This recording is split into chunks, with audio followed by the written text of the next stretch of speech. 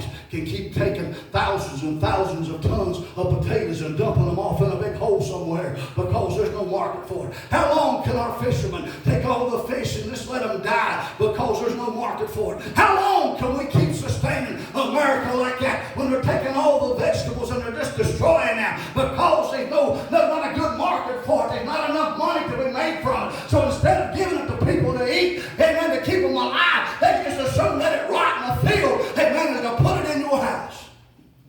This is the United States of America doing this. A nation that at one time fed most of the world. Most of the world. So what's the point? Let's start as many race wars as we can possibly start. The more nationalities we can bring against each other, the faster this thing will fall. And there's certain of them that's sitting in Washington, D.C. tonight trying to figure out how they can take charge, how they can become ruler, how they can become some big shot, some multimillionaire and billionaire over this. They have eyes, but they can't see. They've got ears, but they don't hear. Why? Because they're reading everything and they're listening to everything, Adam, except the Word of God. They've got everything, every reasoning, every fraction that can get into their head, except the Word of God that cannot fail. It cannot fail. It's going to happen. Whites, black, Hispanics, Mexicans, Cubans, Portuguese. All these people. All these people. Cities already being destroyed. Jobs are being lost. The economy's bottom out. It's going to again. It's beginning to climb.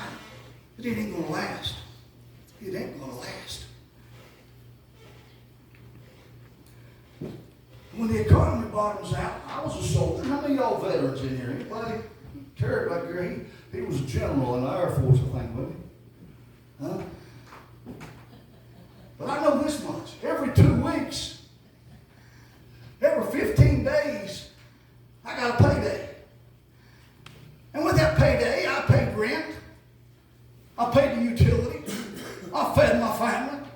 I bought a car. I had gasoline in it. I bought furniture. With that payday, I was able to take care of my family. But when the economy falls apart and there's no more money for the military, I'm going to tell you right now, these soldiers, these Marines, these Air Corpsmen, these Navy SEAL, all these people, they're going to up and they're going to walk off. They ain't going to care. Hey man, if they can't feed their family, why stay? Why do this? You can't fix the jets we're flying. You can't fix the ships we're sailing in. You can't fix the tanks we're riding. You can't do nothing because the economy is gone. There's no money for nothing. So therefore, America is now falling as far as you can go. We have no protection. Defund the police, they say. New York City, Seattle, Washington. Defund the police, they say. Take millions and millions out of their budgets. Get rid of a couple of thousand of these police officers that walk the streets. Some of them did it. With crime, with everything, we can't control these people. They couldn't control them to start with. Send the National Guard. Oh, but now, there's no money for the government. The National Guard, they ain't going to report for duty. They're not going anywhere. They're out there just like I would be, any way and every way that I could find to feed my kids and my wife. That's what I would be doing. If I was here, I'm not planning on being here. What's the importance tonight? Again, if you're saved, stay that way. If you're lost, find an altar of prayer. Cry out to Jesus. Tell him you need him. You got family that's lost, family that's away from God, family that's laying out of church thinking it'll be all right. It won't be all right. It won't be all right. The truth, the only thing that'll set them free is the truth. And I'm trying to tell you the truth tonight. Jesus is coming back. That's right. Amen. All these major cities already fallen. Burning. looting. People that spent their entire life trying to build a business, and now they have no business to go back to, if they could even get back to it. Oh, I'm a country boy. I live out in the country. I can raise me a few pigs and buy me a milk cow. I'll get me a tractor and I'll plow me some ground. Oh, I'll dig me a root cellar. No, you won't, Jake Clampton. No, you won't, amen. In that time, I'm telling you, if you had all that stuff, the only thing that you would get done is standing day and night, 24 hours a day, you, your wife, your kids, whoever could hold a gun and guard what you had out there. And I'll guarantee you pretty soon you're going to get overrun, because you take a hungry mob, you take people that's starving to death and got children that's starving to death, they can overrun us today. They'll take what they need by force. They'll take it by death. They don't care how, but they will take it. Will have it.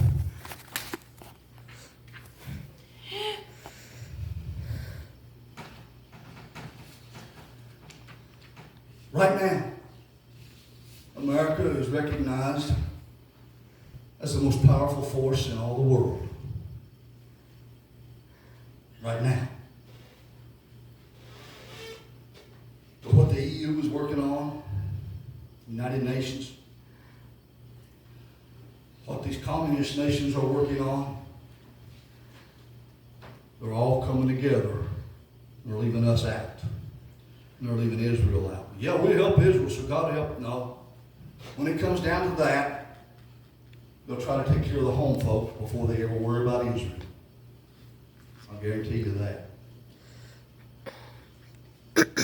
When it all boils down to is this: while we are a powerful nation right now, in a matter of months, that can all change. It can all change. You see what one little COVID-19 done in 4, 5, 6 months' time. It had about every nation in the world on their knees. Millions of people are dying off of one germ. Off of one germ. If you think for a minute of places like China and Russia, United States even, if you think that they don't have more chemical weapons than that, then you're just terribly mistaken. Terribly wrong. When all this takes place and get ready to close, America is going to now become a non-factor. We're not going to factor in anymore. This nation is done for. Our forefathers were some of the wisest men that ever walked the face of this earth.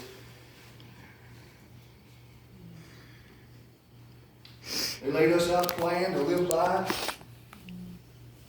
We have the right to pursue happiness. They didn't guarantee us we'd be happy. They guaranteed us a right that we could pursue that happiness. They guaranteed us certain rights. The right to bear arms. A freedom of speech. All these things. You and I that are sitting here tonight, we are a blessed people. We've been able to live in such a time that we could see what a great nation this was.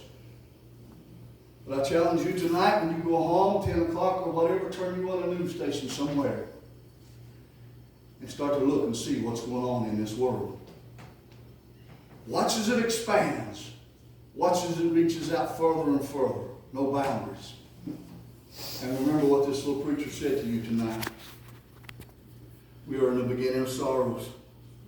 The rapture of the church, and it's my job. As long as I'm standing, as long as I'm pastor here, it is my job to tell you the truth. That you can be ready to go to heaven. It would do me no good to pat you on the back and to tell you lies and to tell you smile, shout, rejoice. Everything's going to be all right when I know better. The only way that everything is going to be all right, Terry, is if you live for Jesus the way He intends you to live. If your name is written in the Lamb's Book of Life, that's the only way everything is going to be all right. That's the only way. The only way. The trumpet sounds and the voice says, come up here when we leave here. Everything's going to be all right then for us according to his purpose. But to those who are left here lost, backsliding, undone, their turmoil is just beginning.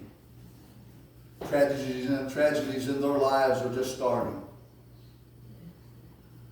One of the kids asked me the other night, how long is it going to be till we see New Jerusalem?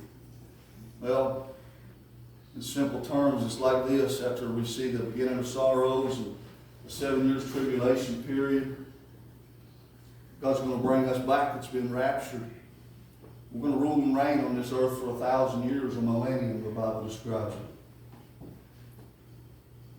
And after that millennium was over with, 1,007 years counting the tribulation time.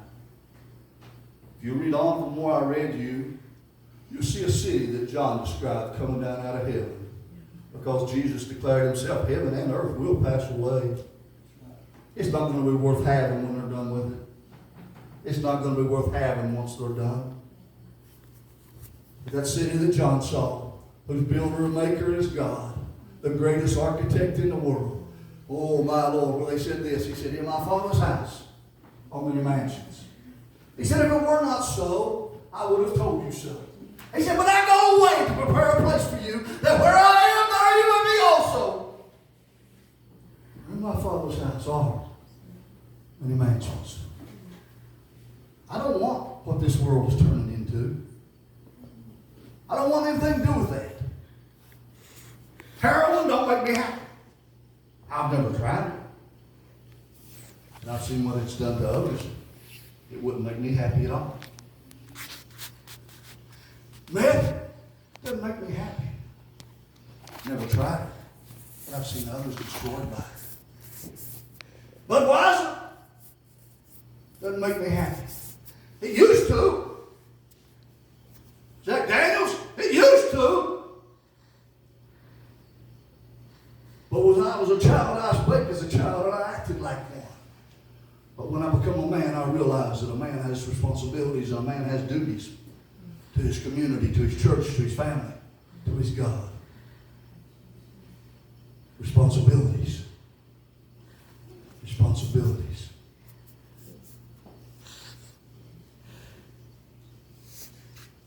So tonight, in closing, I want to say to you, you may hear me preach on this again one day. Because your souls mean something to me. Your souls mean something to me. I want to see every one of you in here make it to heaven. I was watching these young girls back here earlier before church started. She was teasing with her mama, talking about having big hair. Or a lot of hair, or something like that, wasn't it? Last night, I believe it was, we were sitting at the house. I told Brenda, I said, man, I need a haircut bad. And I told her, I think I'll just let it grow out like Willie Nelson. Amen. But you know what? God's not impressed or unimpressed with that. God's not impressed with what you drive or what you live in. How big a bank account you got or how small a bank account you got. He's impressed because you love him. Because you care. So one more time, Brother Mark, would you give me a piece of that song you sang, whatever God puts on your heart? Brother, would you come, please? Would you stand with me tonight if we're able?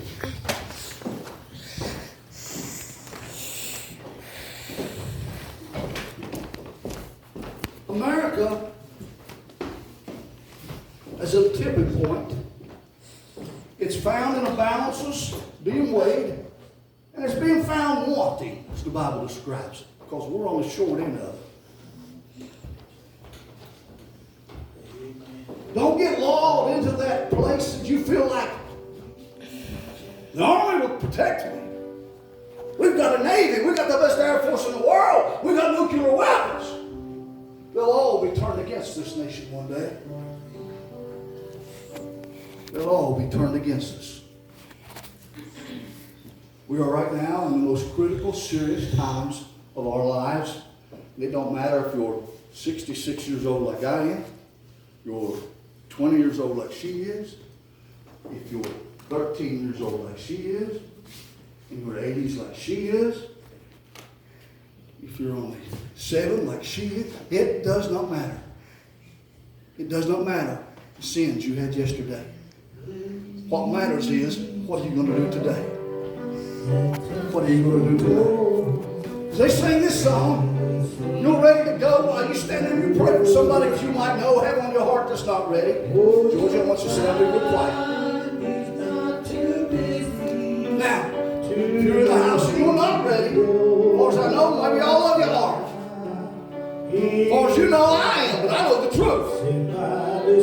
Truthfully, I am, but you're just guessing. You're just taking my word for it. So if you're in a place that you're not sure, there's an altar here to pray at. I'd love to pray with you. So as they sing this song, one song. If you need to come on. This is a serious time in history. Somebody said, let history record. History's not going to record a lot of things that's about to happen. Because there's no in the way around to record it. The only thing's going to matter is that word right there. We're going to be judged by that word right there.